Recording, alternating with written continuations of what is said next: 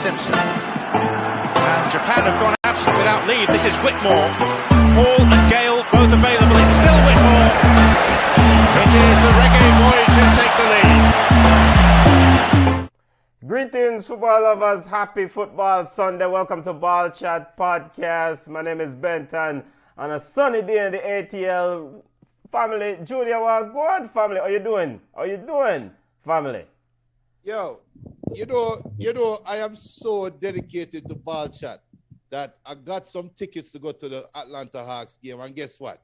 I am going to commit to Ballchat. You guys going to hear me switch over to my cell phone in about 30 minutes, and I am showing 100% commitment, except the idiots them at Manchester United.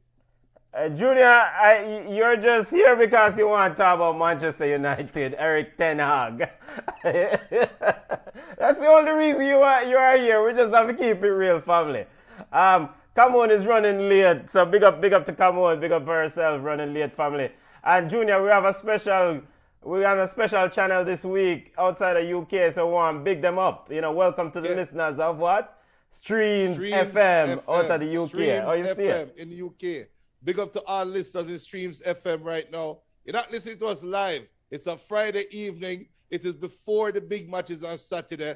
And you guys are out there. Big up on yourself. It's a joy to bring our ball chat content to you, our fellow football lovers out there. So Streams FM, welcome to the family. Yeah, man. Big up to the Streams FM family and big up to the regular listeners. We see you running in. Big up on yourself, family. As usual, you don't know how we do it. You know the format for the new listeners, the format of the show.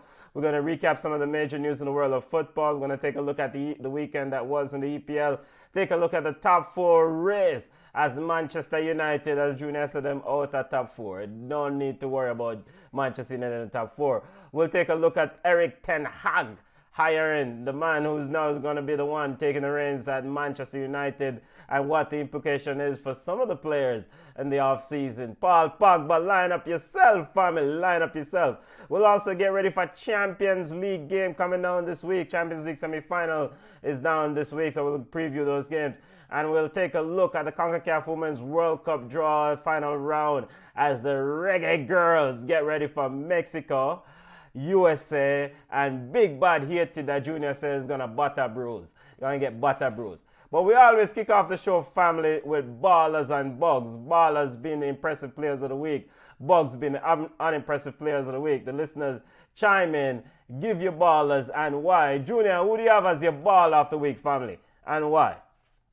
You know, it is rudimentary, and it's not because I'm a Man U fan, but I'm going to give it to Arteta and the Arsenal family because they have endured a lot this season. We would joke around when Partey got injured. I said Arsenal was going to surprise, and through all the adversities, they are still making a top four race of it with a team that is overachieving, in my opinion. So definitely have to give it to Arsenal. I have to give it to Bayern Munich. 10 straight Bundesliga titles, and it's a mix. Because Bayern Munich, we're sheer bug of the week to you now. I soon tell you why. But for Bayern Munich to get ball of the week for 10 straight Bundesliga titles, trust me, that's not any ordinary feat. So Bayern Munich, Arsenal, all of the winners them here, man. Man City, Gabriel Jesus is showing that he should be the number 9 for Man City. With that talk about Haaland. Haaland, bring in Jesus. And he wants to play for Brazil in the World Cup. I don't care if I play against a bug side. The man get an opportunity and scored his goals. So them are my ballers of the week. So, Junior, I noticed that you're handing out baller, but you did not hand out one to PSG. French League champions. No, we soon talk about PSG. Because remember I said Bayern Munich getting bug of the week as well, you know. So I soon talk about PSG. Why, Junior? My ballers of the week, and just to remind listeners, big up to the family and Streams FM outside the UK, freshly joining the Ball Chat crew, listening to us. Well, you'll get the recorded version of the show. This is a live show. But big up to the Streams FM family, as we're going to be live and direct, are going to be recording, going to be released in the UK later on this week. Camon is joining late, so big up Camon. She's running in late. My ballers of the week, family. Win ballers and bugs segment. If you have ballers, the impressive players of the week, send them on. If you have bugs, the unimpressive players of the week, ballers, why, and bugs, why did that person, our players, our coach, get that award for that week? My ball of the week, our ballers of the week. I want to big up Detroit City FC. Yes, they do play soccer here in the States. So big up Detroit City FC for upsetting Big Bad Columbus Crew in the US Open Cup, equivalent to the FA Cup for all our UK listeners out there. So big up to Detroit FC, a second division team, our USL championship team. So that team did a massive upsetting a top level team in terms of Columbus Crew. Big up to Barcelona ladies. Impressive team. 40 victories on the chart. Ballers of the week to that team. Beat and teach Wolfsburg in Women's Champions League semi-final. It's the best thing right now going on in football, ladies football. Record attendance. So don't tell me that women's football cannot attract fans. You hear me? JFF, we'll get to it later. But don't tell me that women's football cannot attract fans. Barca ladies, standard bearer, record attendance 90,000 plus. But most importantly, the product itself is attractive. I'm not talking about the women. The football is attractive, and the ladies are also quite stunning. And also the result, the end result, they're winning games. So impressive ballers of the week to Barcelona ladies. And finally, baller of the week to Empoli. Empoli, big up in yourself, because 16 games in the Scudetto. The last time Empoli won a game was December 6, 2021. Big up in yourself to Empoli. And what happened? Big bad Napoli running into town. Napoli was supposed to be running for a Scudetto title.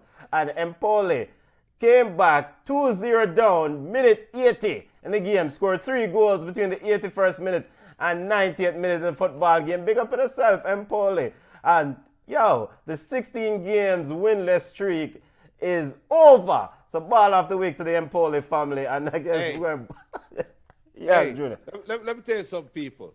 You know the show is going to be a great show when Benton do some top level research, because that is some classic baller of the week. And because we get new listeners, Junior, so we have to show the new listeners, so we're prepared. All right, bugs of the week. Football family is here running in. If you have ballers and bugs, send them on. Big up. Welcome to all the listeners. Big up. No matter where you are in the world, big up. Really appreciate it. Bugs of the week. Unimpressive players, Junior. Bruno, that's it. That's number one. I'm not going to go too any further. Why Bruno get a bug of the week, brother? Not going any further than that. Because Bruno complained enough for me already. So I am not going to do any more complaining, because Bruno does all the complaining on the field, and I don't have to do any complaining. So Bruno Fernandes, bug of the week. And after that, I watched the Bayern versus Dortmund game, right? The Bayern Munich versus Borussia Dortmund game. And the way how they were talking about Bayern Munich, you would have swear it's relegated, them getting relegated.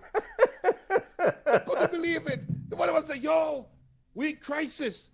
Gnabry don't want to play for us anymore. Lewandowski feels slighted and disrespected. He doesn't want to play for us anymore. Oh no, all we're doing this year, we just win one little full trophy.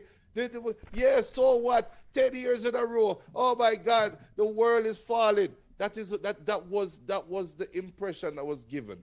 And it kind of felt PSG like. And what name? Nagelsmann? Yeah, Nagelsmann, yes. Nagelsmann feels kind of Pochettino-like in a certain kind of way. There's a vibe. There's a parallel that I'm drawing between PSG and Bayern Munich. It's almost like the fans are so complacent, or they are so satisfied, or it's so normal for them to win the league title that they want more, right? Which is fine, understandable. But it just feel like they are taking out their anger against the teams. And I'm giving those fans bugs of the week, because you Bayern Munich win 10 straight in a row, right? make you jump in a rut like Manchester United right now. I would give anything for English League Cup. I want to win in Bundesliga trophy. Be satisfied, man. So bug of the week, Bayern Munich fans, PSG fans, Bruno Fernandes for that idiotic penalty. I should have given Ronaldo the penalty. I don't know why I've never given Ronaldo the penalty. And that's it for me. All right, Bugs of the Week, football family. Really appreciate you joining us on Ball Chat. We're in the Ballers and Bugs segment where we're highlighting the impressive players of the week, where it's Ballers, and the unimpressive players as Bugs. My Bugs of the Week is an infestation. All right, let's get to PSG first and foremost. Champions of France. Big up to Lionel Messi, who brought the title back to PSG after they lost it last year. You know, so big up Lionel Messi. It took Lionel Messi to go there to get the title back. I see Junior making up him face, but go on, go hold your corner, all right? It's only Fox here, all right? It's a Fox beer show. All right, Bugs of the Week to my Hollywood baller, Mr. Neymar himself. Neymar was upset that a part of the PSG crowd left. The Ultras, they left during the celebration. Neymar said, yo, quote, y'all can whistle all you want, but I have 3 more years left here, so you better get used to whistling. Neymar, easy. Leave the fans alone. Let them whistle all they want. Also, Pochettino. Easy, brother. You want a title. Why are you complaining about fans leaving and issues with fans? Go hold your corner. The fans are still very upset about the Champions League result. So you guys get the bug of the week for targeting the fans. Leave the PSG fans alone because they expected and demanded more. All right, so bugs of the week for the PSG fans. And also, bugs of the week to Napoli, man. You can't go on it. Luciano Spalletti and Napoli. You don't lead a game 2-0, minute 80, and then still throw away that game. No, and you're supposed to be running in for a Scudetto. Come on, bug of the week. And one last bug, Jorginho. And whosoever keep giving Jorginho penalty at Chelsea, bug. Whether it's, what's the coach name? The one and only Mr. Thomas Tuchel. And Jorginho, the penalty taking thing, you need to take a break from it because what an awful penalty in that game against West Ham. Big up to Lukaku for getting the penalty there. Junior, any more bugs before we get to our football roundup? No, I'm ready for the roundup. All right, let's go to the roundup. Arsenal versus Manchester United. Let's start with our EPL roundup and work our way back. Work our way forward. 3-1. We know the result. Goals from Tavares, Saka, Granit Xhaka. 3-1. I mean, the one and only Mr. CR7 with a beautiful goal. Junior, you're the Manchester United fan. What does this game look like through your lens as a fan of the Farmer Empire? I said it weeks ago that the top 4 race was over. The players are not committed. What we saw was a game between a committed group of players that are under one leadership, being Arsenal, versus a one man that want to score a goal for his team, right? And that is all we saw.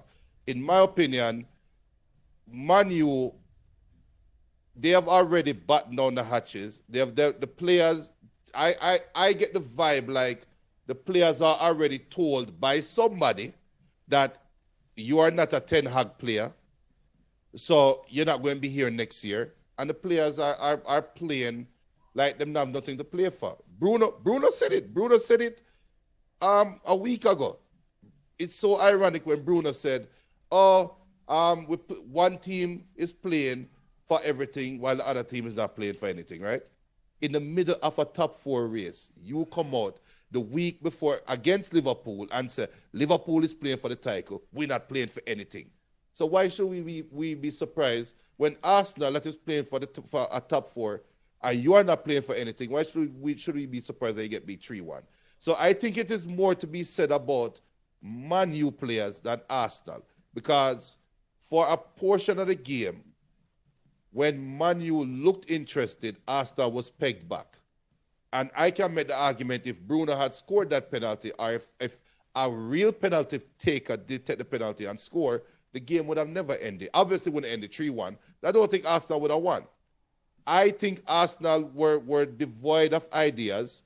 when Manu made their energy adjustments in the second half, which shows that Arteta hasn't grown that much, because that is Arteta's Achilles heel.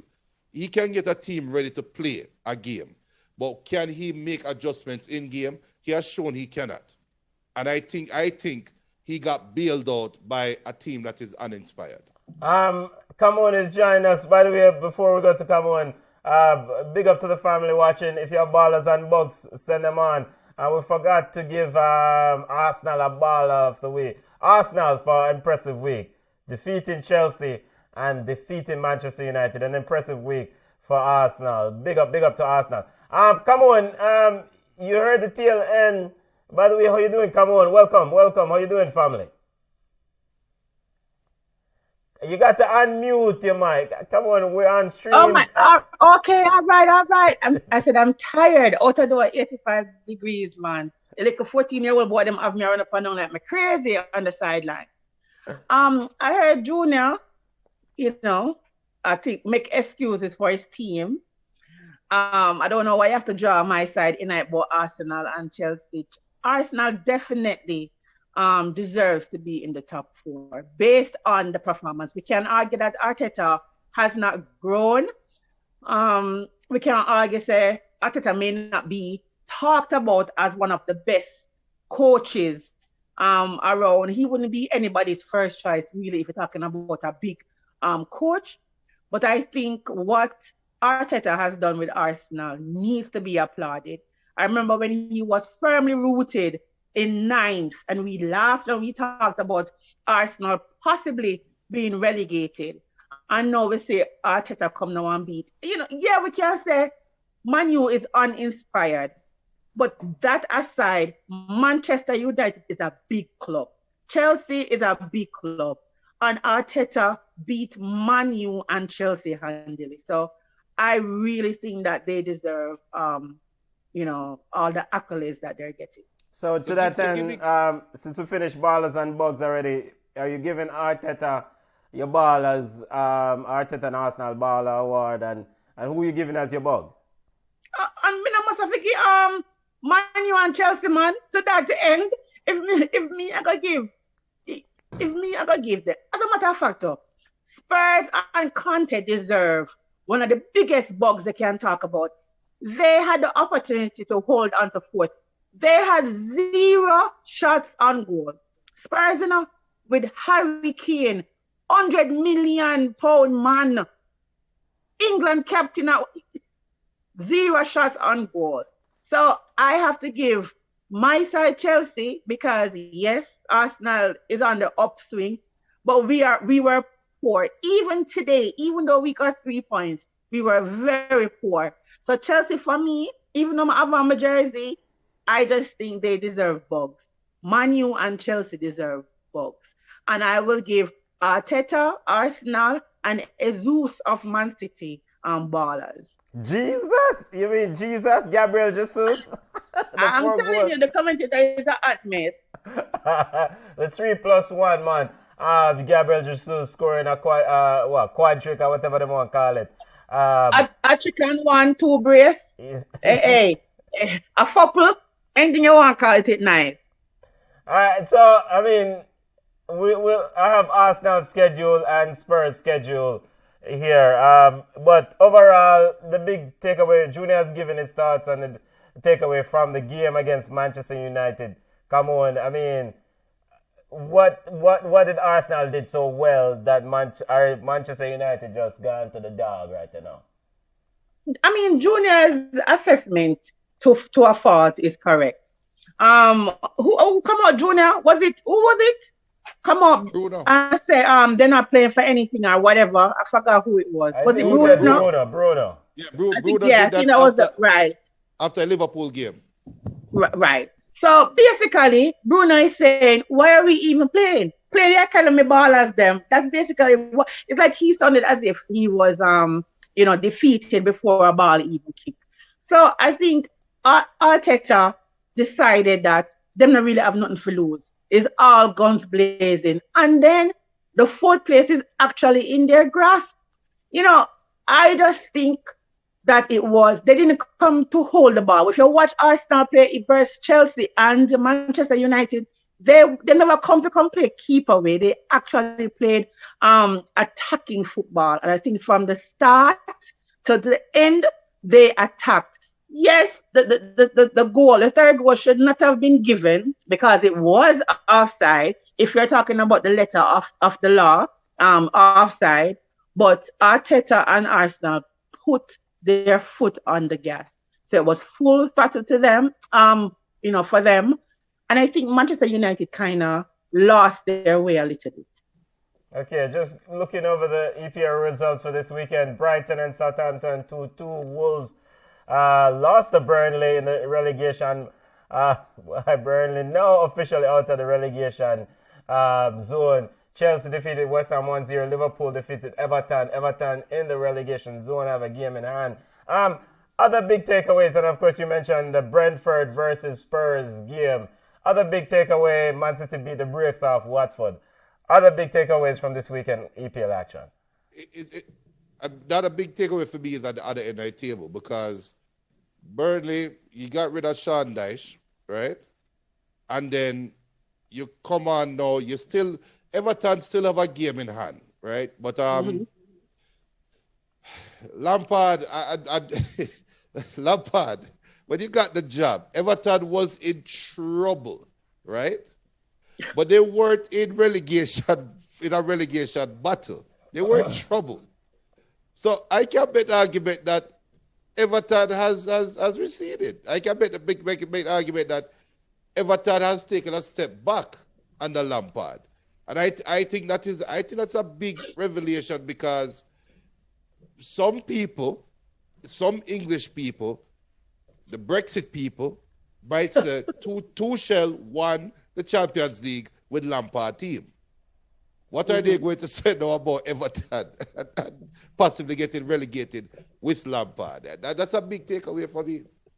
Yeah, come on. I mean, with Everton now in the relegation zone, Junior said they have a game in hand, rightfully so, but they have games against Chelsea. And, I mean, they really have a tough run and they still have to play Crystal Palace. Is Everton goose cook here?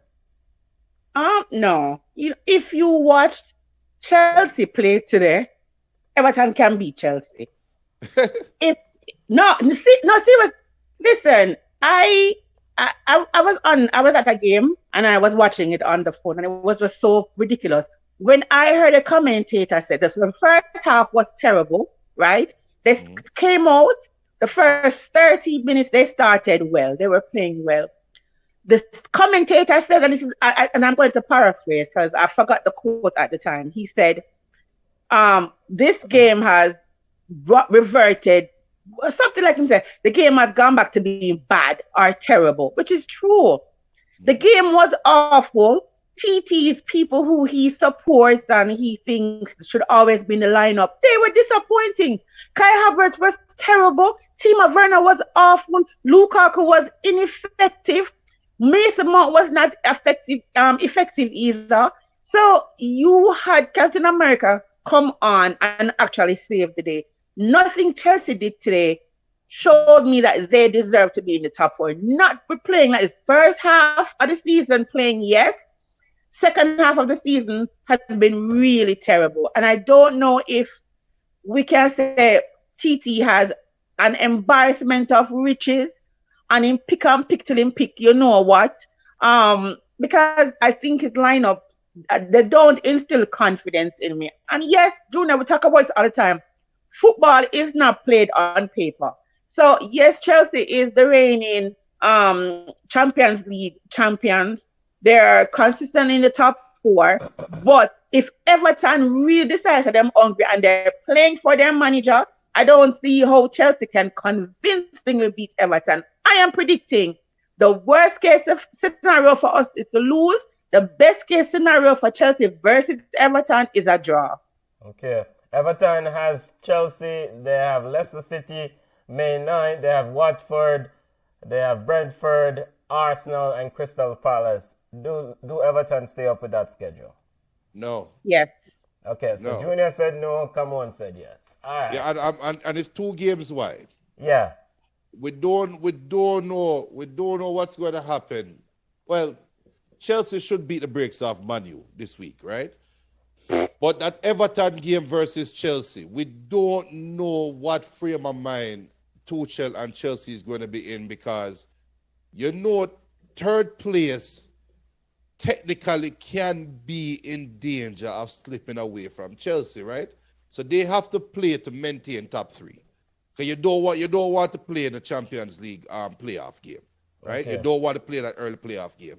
So they have a right to play that game full guns. And Everton's last game is against Arsenal, who more likely will still be holding off Spurs until the last match day. So that last match day, if Arsenal soap top 4, then maybe them play a celebratory game. If not, then Arsenal have everything to play for against Everton, and that's the last day of the season. So I don't see Everton surviving. Watford can look at Everton and say, yo, we want to bring down a big name side. There's just so many landmines. Crystal Palace, I don't think so. Leicester, I don't think so. But it's too many landmines in there for Everton to say, yo, we can navigate the schedule. I don't think so. So you talk about Chelsea frame of mind. So Chelsea never know till they say third place in trouble. So I mean, like Junior, Chelsea has been playing poorly. Yes. The 3 points. The 3 points is important. Let me not pretend like it's not important. It's very important. The way how we play, a more inspired team than West Ham would have beaten us.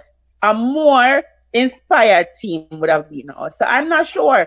And the reason why I say Everton will stay up is that Burnley also, they have a couple of games, and Burnley has been inconsistent. So it's basically the battle between the poor teams like the Burnley and the Everton. If Everton continue to wet the bed, then Burnley will stay up, Everton will go down. But I doubt that. I think if anything, Everton will step their game up, because Richardson don't want to play a championship. I don't know. I just don't think so. I think Lampard will do something magical and then become the darling of England again.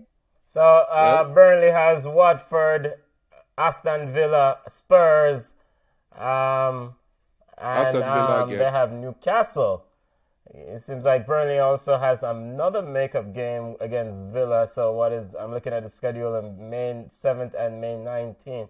Right. Yeah, so that's the makeup game. So time will tell. Time will tell. So good luck to us, to Lampard, Super Frank.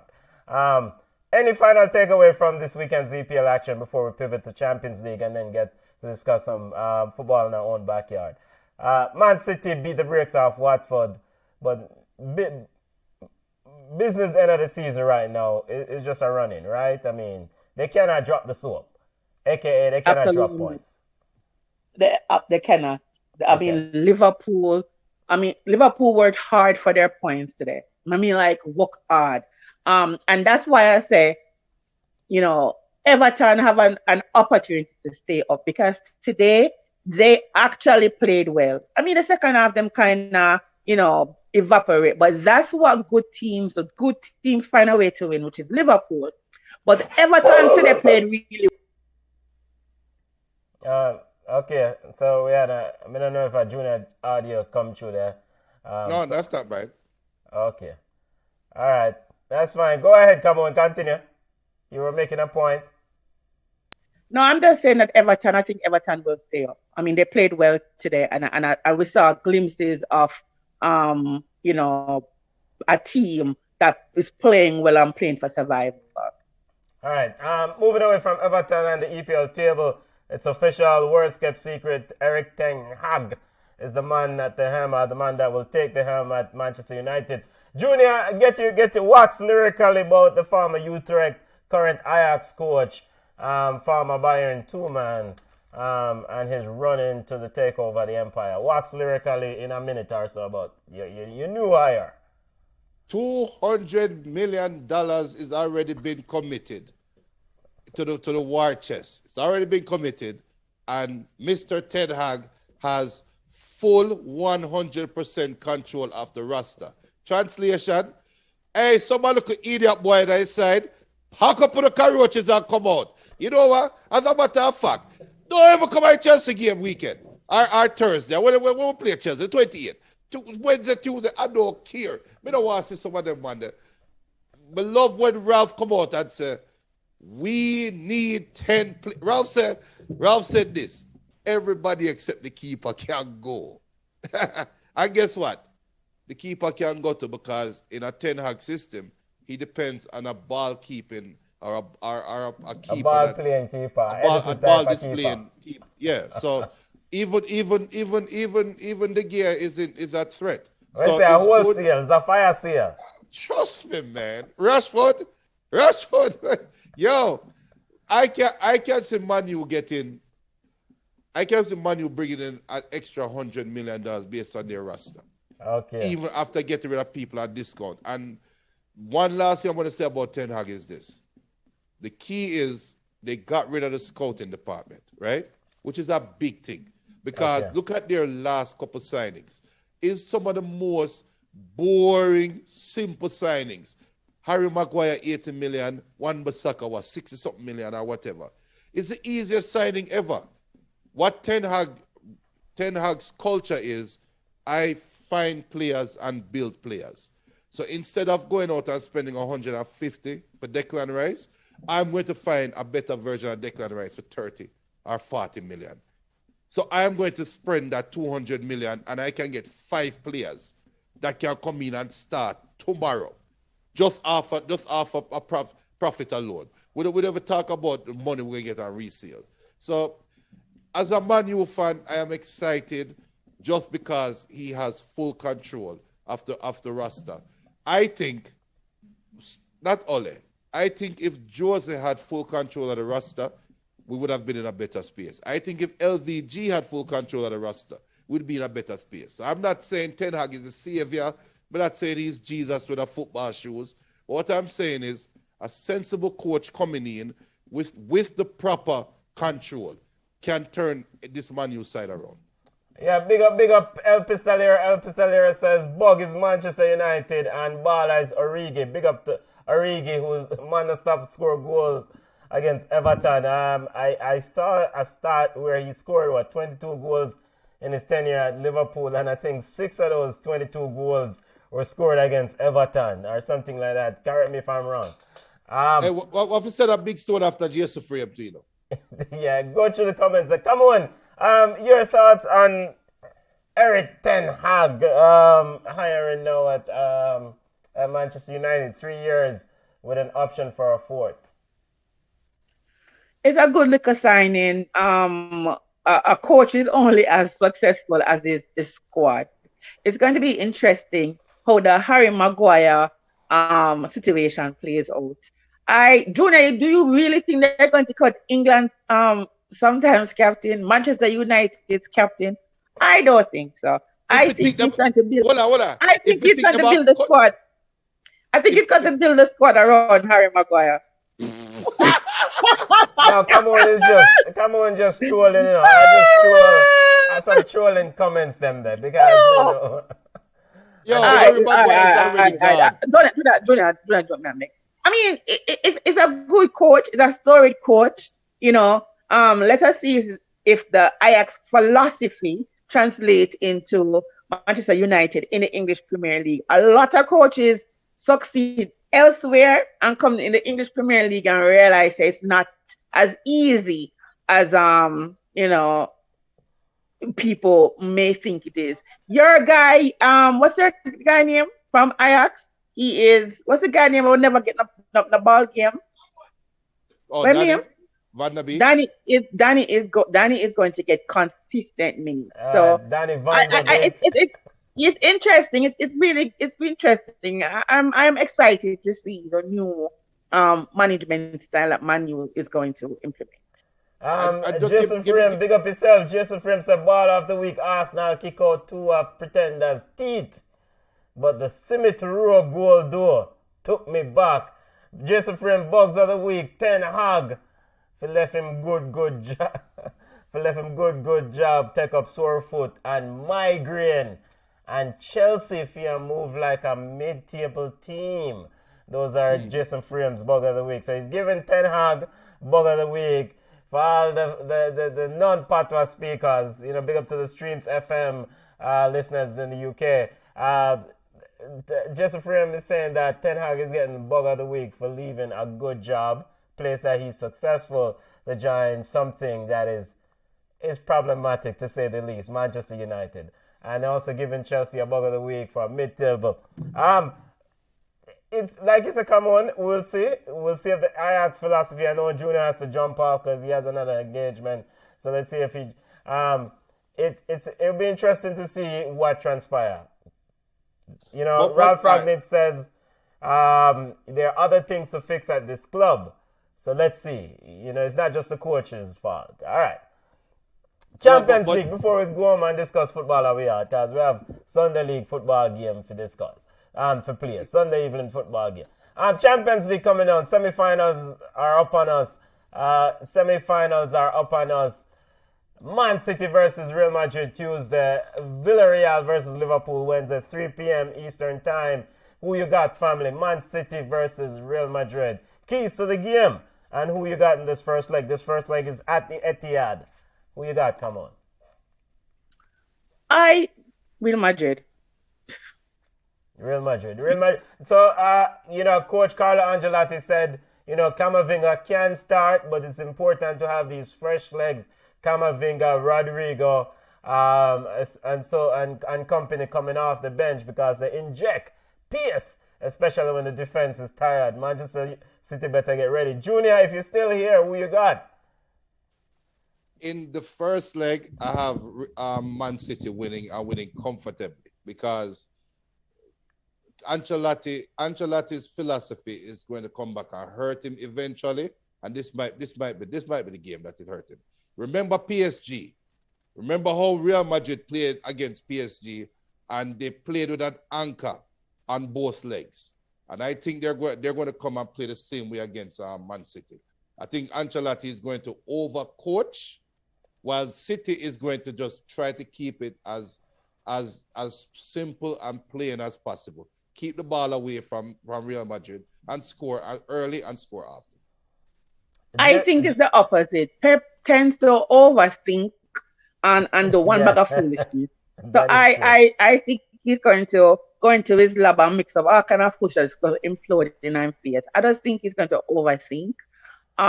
Real Madrid, the form that Real Madrid, you know, has right now, it is really worrisome. And Man City, Pep come out and say, you know, having no number 9, even though them dismantle some team in the Premier League, having no right out number 9 is an issue. Real Madrid have an outright number 9 that is an actual problem, and is very tricky. So the question is, which Vinicius Jr. will show up? Will it be the one with the scoring boots, or the one who gets easily frustrated and shoved off the ball? So it's going to be interesting. And then the same thing for Man City. Who is going to show up? Raheem has this tendency of not really doing well. So, you know, when we expect him to do well. So I think Real Madrid is in pole position to beat Manchester City.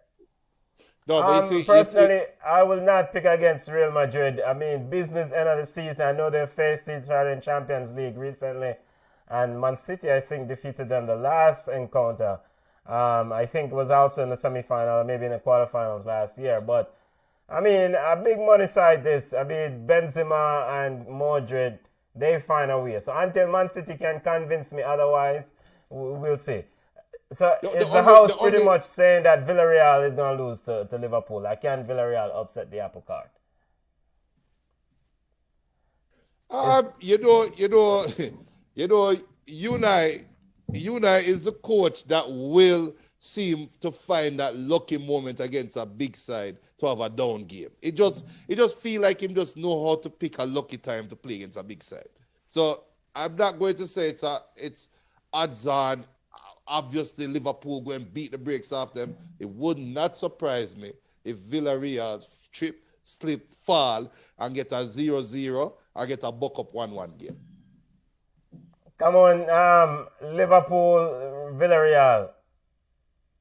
Nobody beating Liverpool. I don't know what Junior over there is drinking. Nobody beating Liverpool. Right. Liverpool always finds a way to win. You know, so I am not betting against them. Yeah, business end of the season right now. Champions League football. I mean, this is not Juventus and Fluxy Bayern Munich. This is Liverpool. So it's a different kettle of fish right now. So I'm going to Villarreal to lose this against Liverpool. Hey, but one key thing that come on kind of mention a reference that. How big is Kyle Walker's loss against Real Madrid? Because Vinicius Jr. is going to have a field day down that left side, which is so Kyle Walker. Is it official that he's out again for ankle injury, right? It's the ankle. I know I saw him in the stand against Watford, so so chances are, even if him come back, he's not going to be 100%. So that is a weak side for them. And Nathan Ake and John Stones, regardless, can they stop the bench? So Pep got a little bit more flexibility this weekend in defense, right? So Ruben Diaz, the pillar of the defense, return. And then so he gets a little bit more fluidity regarding John Stone, Laporte, and Nathan Atke to do, we'll see. Like Jason Frame said, he tends to overthink and overcoach. So who knows when might the Pep that is. So yeah.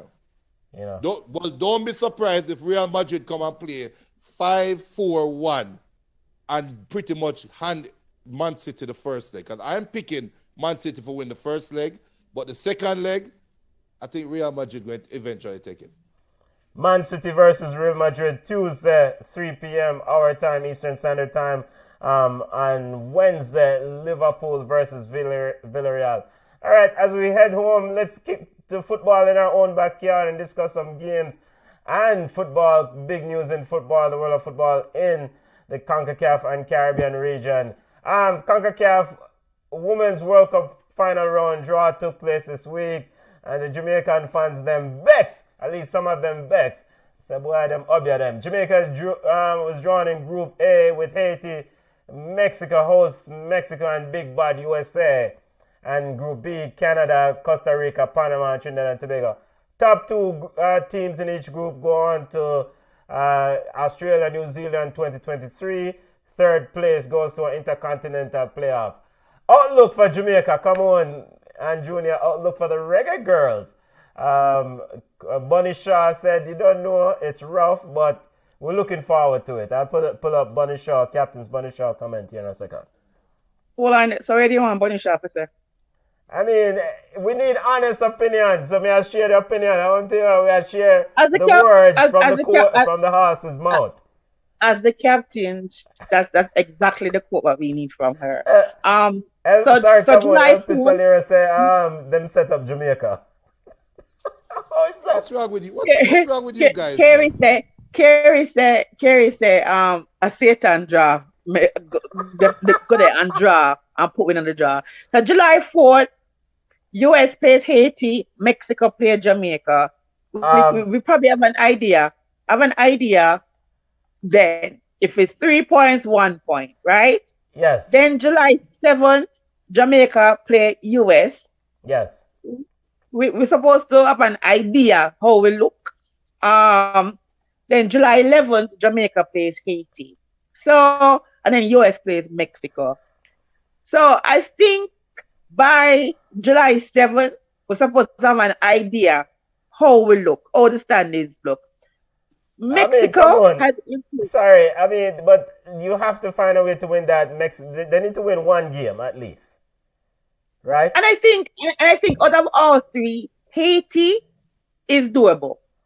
Out of all the three, I have watched Mexico, and yes, we talk about Dominican, but Dominican Republic is not being compared to Mexico. Mexico, if you watch Mexico game, not all, 98% of Mexico squad plays professionally. You have maybe 2% who play college.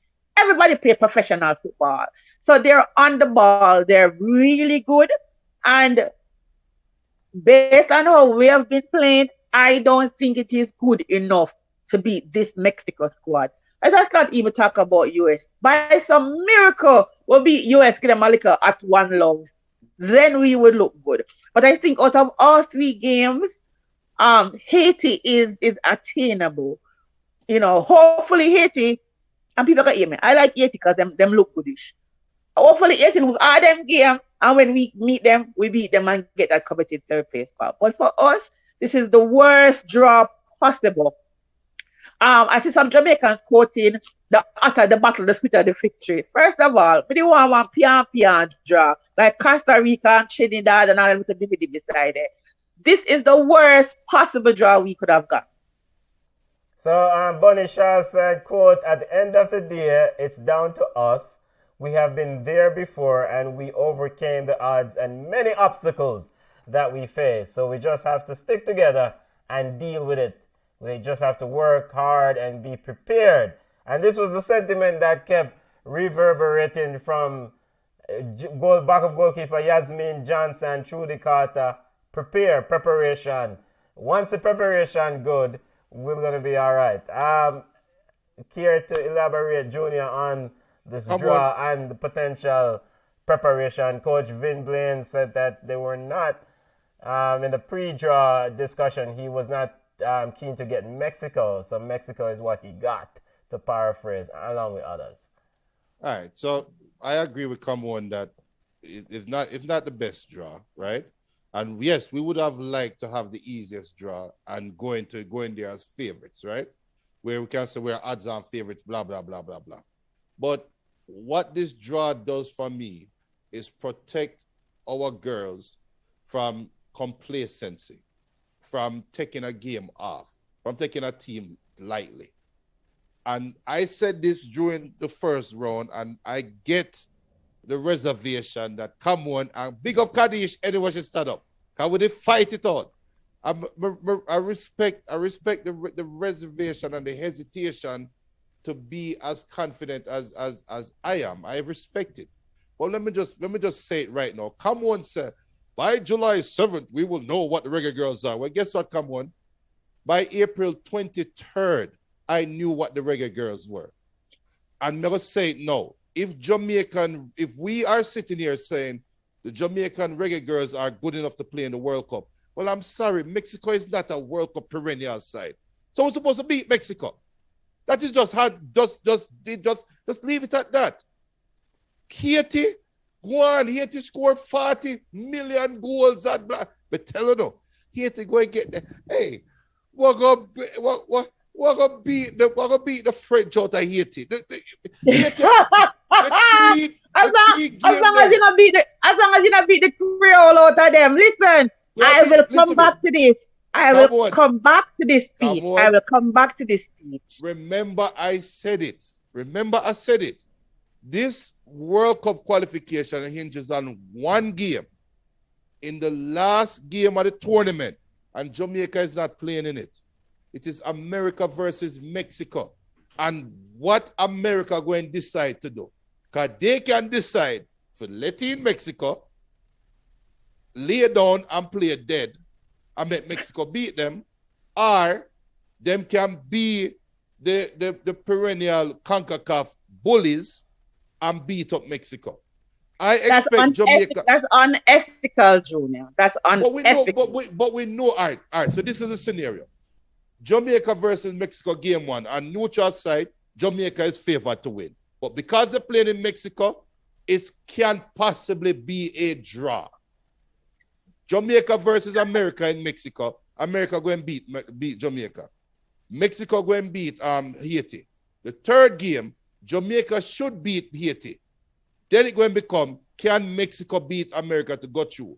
Because if Mexico cannot get a better result against America than Jamaica did, then it becomes a goal difference thing. And if we go and now talk about now Jamaica going to enter the game against Haiti, needing for score, needed to win by 4 clear goals for say we're safe for go World Cup. That is my prediction. And I think Jamaica is going to beat Mexico. Give them a fat 2-1. All right, And big up to the Mexican listeners. Big up on yourself. I don't believe the Mexican listeners. I'm going to move back, boy. And, After it's not the man team. It's not the real team. We don't worry about Carlos Villa and Chicharita or Carla Villa. Big up to all the Mexican listeners. Big up on yourself. Hello. Jamaica is in the top 3 in CONCACAF. We need a disclaimer because Junior off the rails now. Yes. All I'm saying is this, right? We have a couple players who are full-time. No, we have one player who is a full-time employee.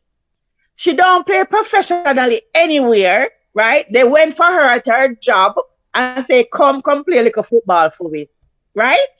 So I want to see if she's going to go forward in this group, in this team. Are we not going to call back Kanya? Are we not going to call Marla Sweatman? Or is Lauren Silva, man, her days over? What is Lauren going Silva to... days are over. We can call it right as well. Okay. So now how can we move forward? He says he's going to line up friendlies, training sessions. Preparation is key. USA, they already are preparing. Mexico, them preparing. They're playing friendlies. Them have the woman, them are playing with the man T against the man them. They're preparing. So the only person, or the only country who is not as prepared like we would be Haiti. You understand? Because Haiti not doing that. They have the same issues that we have. But the other 2 teams that we want to go toe-to-toe, but Junior wants to beat the brakes off of playing in Mexico or not, they have their friendlies lined up and their players are playing consistently. So I don't get it. It's not that, yes, football on paper, but those 2 teams are prepared. And I think it is very difficult for us to beat them. Haiti and Jamaica match up well because we're both physical. And people are going to knock me. The Bunny Shaw that scored a whole bunch of goals in that last round that we have, we're not going to see that Bunny Shaw in the next one. These teams that we're going to play again, not going to allow her to stand in the six and just kick the ball on them goal. It's not going to work like that. So Vin Afi decide what he wants to do. He can't play one player who not effective for entire 90 minutes. It's going to be different. I want to go, but once I see the draw, I'll push back my money on my brazier. I don't want to lose my money. Just a couple updates. We don't promote beating the French out of nobody. Those are the views of Junior Pringle and not of Ballchat. So we're not promoting that. And just another update. I am not certain that Lauren Silva is part of the group. There's no official statement from anyone, whether her or her people or the JFF. So that's not. Or even Havana. Listen, and this is where unless those players have personal issues why they could not join the last round that we have or in the group that we have. Kanya, Havana still have enough in the tank. Marla Sweatman slow, Marla, but she have attributes that can contribute to the game. So I just don't understand why we're not thinking about gelling and bringing the players who we can get the best out of. This is not a play team. I just don't see us touching the third. I think it is very difficult. It's going to be difficult. Remind listeners, Haiti in Group A, Haiti, Jamaica, Mexico, USA in Group B, Canada, Costa Rica, Panama, Trinidad and Tobago, CONCACAF Women's World Cup qualifiers, final round. Top 2 teams in each group goes directly to Australia, New Zealand 2023. Third place finishers in each group will then go on to intercontinental playoff for a chance to move to the World Cup. 5 minutes before we wrap up the show, we officially cut it off at 6 o'clock. Big up to the listeners again from Streams FM in the UK. Big up on yourself. And big up, Jason Frame said we need Plummer back. El Pistolero says Marlo played in the last couple of games. Yes, Marlo was there. Marlo Sweatman, that is. Big up yourself, Marlo. Denisha Blackwood is someone who was also missing. She's recovering from an injury, and so we'll see. But like you said, preparation is gonna be essential. Come on, do we have any yard ballers? Yes, so Jamaica, the women U17 beat Bermuda 7-0. I mean, like, it is expected. We always dominate the minnows of the Caribbean, and then we falter when we meet the other one. Them, I think US gave. I forgot who US gave. US gave one side 20. Yeah, they beat Grenada. It's 20. I don't. It was 19, and I don't know how our next one come on, but it's 20. Referee probably adjust her. The referee adjust her report. She missed a goal. Hey, listen, it happened because today I was refereeing and a parent asked me what the score was, and I'm like, maybe 5-6. I'm not sure. Cause after the fourth goal, I stopped count. So hey, hold on. Yeah, where referee going with? I don't remember. Listen, at the end of the game, I checked with my assistant to make sure that we are on the same track. But after 4 goals, not 85-degree weather, I stopped count. But anyways, so US beat Grenada 20-0. Panama beat Trinidad 5-1. Mexico beat Nicaragua 10. Costa Rica gave Puerto Rico 4-1. As I say, we gave Bermuda 7. And El Salvador beat Guatemala 6-0. So this is the easy run for us. And I think we should do well enough to advance to the next one. So the ladies are doing well. The same problem we have, lack of preparation. So we don't have enough playing time for the ladies. And also the coach for the U20, no. When are we playing next month? When a U20 men thingy next month? Yeah, it's upcoming. It's upcoming. Soon, the coach is saying that they're looking at players to come in, not to play friendly and whatever. He's trying to get the team together. Jamaica, JFF a puppet show. But anyways, that's that. I don't have any updates for Jamaica Premier League. I was looking for it. The website is not updated. I don't know what happened to Williams when pandemic was going on. Everything was like clockwork. No, everything popped down. Halftime was going on. I don't even know. So I don't really have nothing. So 2 little yard ballers thing. I think Kennard Forbes is probably too old now for the Reggae boys to look at him, but he's still regarded as the assist king in USL. So so far he had 2 assists yesterday and 1 in a game.